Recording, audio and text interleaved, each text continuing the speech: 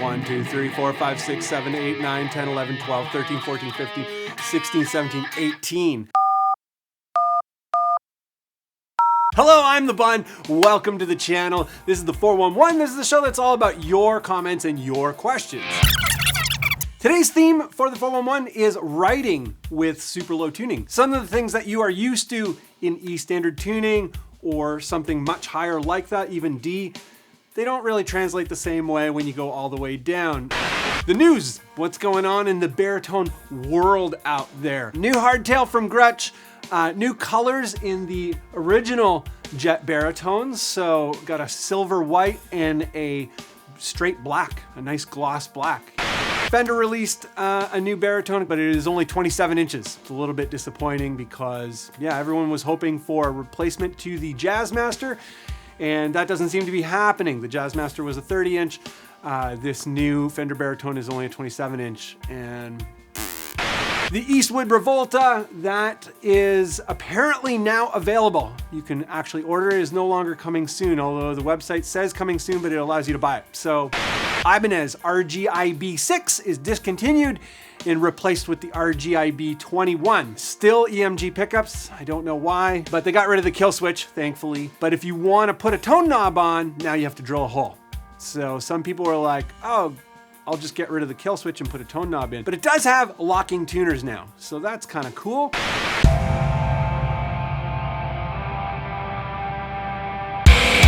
This comment was left on the Acid Hands video, and it is from Good Soup. Hi Bun, hope you're doing rad. I would love to hear your approach to chord voicings with super down-tuned guitars. Good Soup, how are you? Hope all is well. Hope you are ripping it up today and shredding up the chords.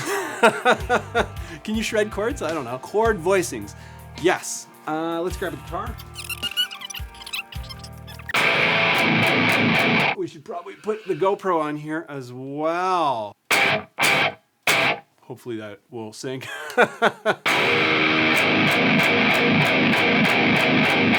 think the input or output is a little bit snaky. Chord voicings. Something I have discovered with the super low tuning is putting a lot more width between the intervals. That seems to be a cool thing. So we're gonna use the beginning of Labor, the heavy part of Labor as an example. It is a 4-inch tune, and it is a great example of super wide intervals. So the very first chord of the heavy section, it is G sharp minor. So G sharp minor is, oh, my output is kind of effed here. I'm gonna have to fix that. Yes, G sharp minor. So the key of the tune is G sharp minor. So if you don't know theory, but you want to learn the scales, do 3 notes per string, and you just count the positions. So 1, 2, 3, 4, 5, 6, 7, 8, 9, 10, 11, 12, 13, 14, 15, 16, 17, 18 in a single position. There are 18 intervals there. There are way more than 18 intervals, depending on how you mix things up, I guess. But anyway, so the very first chord is G sharp, and it is very wide. What are they? We will count them. 1, G sharp, 1, 2, 3, 4, 5, 6, 7, 8, 9, 10. So 1, 10, second octave. And yeah, just kind of like the low note has its space, all the notes have their space. The higher notes will become dominant because they just have more harmonic stuff going on. Putting an octave between things, that helps a lot. And I tend to stick with double stops more than triads, generally speaking, because they're just clearer. And even this is an example of a double stop with an octave on top. So, and that flat 10 is really the same as a minor third. It just has a different quality because it's an octave apart. Right?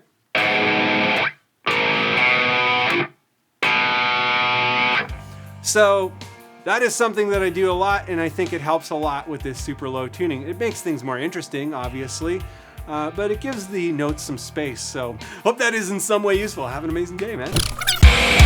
This comment was left on the Recording Baritone Guitars video, and this comment is left by Anton Egorov. Great videos, thanks. Interested the most in tip 1. How exactly do you change your chord voicings playing technique when working with these super low-tuned baritone guitars? I guess this topic is worth a separate video. Anton, hope you are awesome. Hope you're having an awesome day. Technique. with all this low tuning stuff. I'm not obviously a technique master. I'm just a regular guitar player. I'm a regular okay guitar player. Maybe not even okay. Some of the things that I have discovered with all this low tuning stuff, writing with it, that might be useful, might be interesting, a different approach, would be number one, single strings. And I don't think this is actually a new idea, but you don't really have to play a lot of chords. The beginning of Colony, foreigns.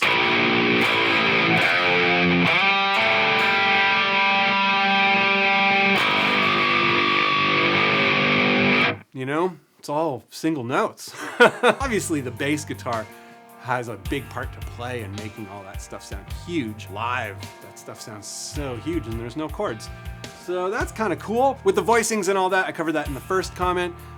So you can refer back to that if you missed that. So another thing would be arpeggios, or arpeggiating various sequences so that, you know, you give the notes more space and you can let go of notes. An example of that would be Factory, the beginning of Factory. You know, all together, it sounds cool, but I usually let go of that low note and let the bass pick that up.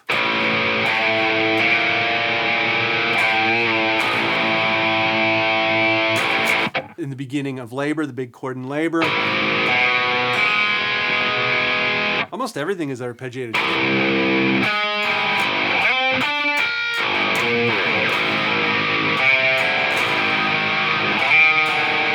It's really terrible. Single strings and arpeggios. So if you use that stuff, do it, like record it, share it with me. I'd like to know what you do with it. Maybe you're already doing it, because I don't know, I'm not that unique of a guitar player. This comment was left on the Eastwood Sidejack Baritone video, and this comment comes from Chris Kibble. Dude, do you write thinking in terms of theory, like scales, modes, etc.? Just because you manage to capture dissonance so well. Mr. Kibble. This is a pretty old comment, but you know, we talked about it in text format, but I figure it was in line with everything that this episode is about. So we're gonna cover it again. Maybe it will be helpful to other people. I hope so. That's all I care about. Theory, scales, modes, all that kind of stuff. Yes, the answer is yes. I studied that stuff. I'm not a master of it by any means, but I have an idea of what's going on. I know all the church scales and all the symmetrical scales, and obviously, you know, the traditional blues and pentatonic stuff. If you don't know theory and you're like, I'll never know theory, I can tell you with, you know, the traditional church type scales, the traditional classical scales, there's only 7 notes that you need to know. And then you reorder those notes by just starting in a different place. Very easy, 7 notes. That's all you need to learn. What you say about capturing dissonance, I find when you play everything in, every single note is in the scale, the dissonance always makes sense and always provides the perfect tension for your resolve. You can do, you know, weird chromatic stuff. That's very high tension. And if you return to the home note with chromatic, then you have resolve, I guess. Great example of what Chris is talking about with the dissonance being captured is in a tune. What tune would it be? Factory. There's a drop in it. So.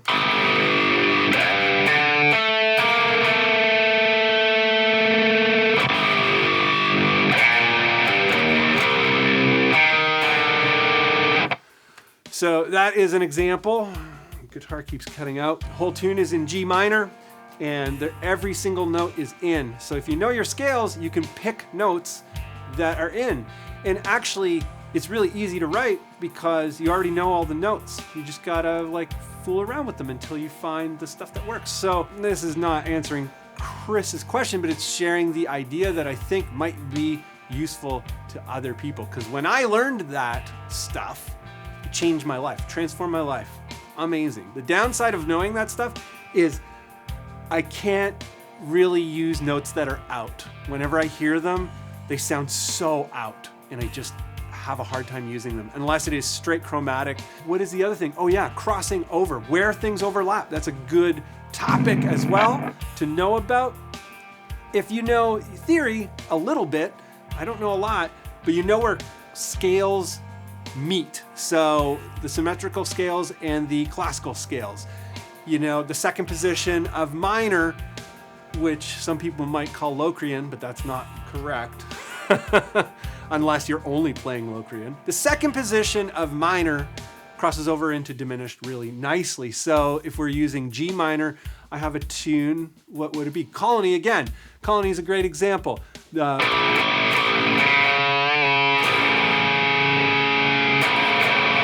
That tune is in G minor, but it crosses over into diminished in the second position. So the scale, G minor, is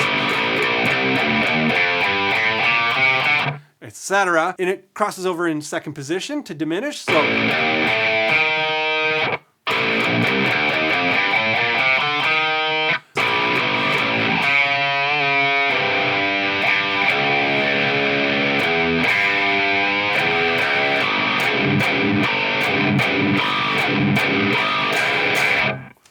So that's a great example of knowing where things intersect and meet up and can melodically work. Knowing some theory gives you more expanded ability or more expanded creative concepts rather than just random, you know, everything by chance. So Chris, this is not really an answer to your question as much as it is hoping to be helpful for everyone else. So that's all you, man. This comment was left on the Dan Electro Vintage Baritone video, and it comes to us from Led Zeppelin 03. Wow, accidentally stumbled across this video, and I've got to say, this was really helpful regarding the approach to recording and writing music. And the track bangs, thank you. Led Zeppelin 03, how are you? I hope all is awesome with you today.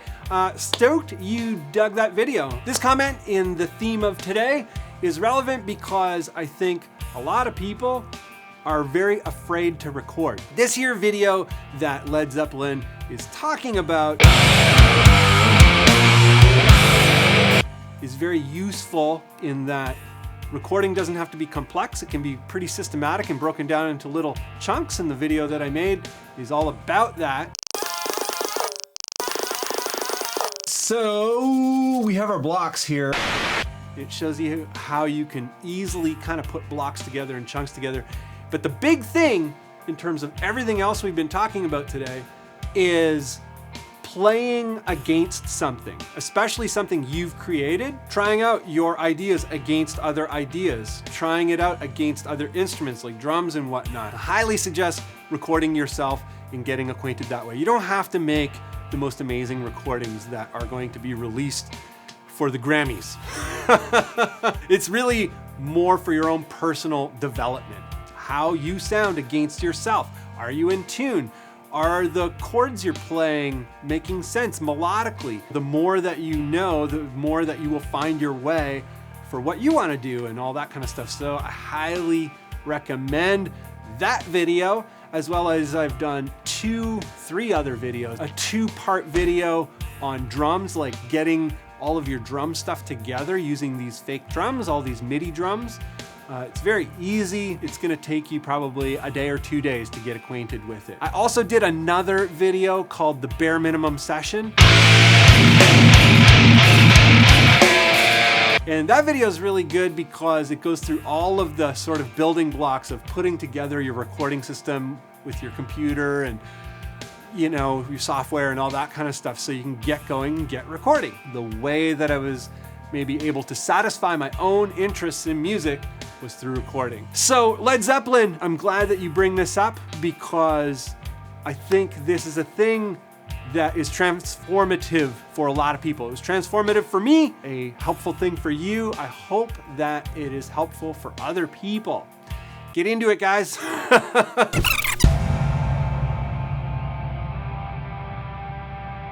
If you like what's going on the channel and you'd like to help out, get involved, get things moving along, you can do that in 3 different ways. Number 1 is Patreon. All of you who are with me over at Patreon, thank you so much. It's like you've totally transformed this channel.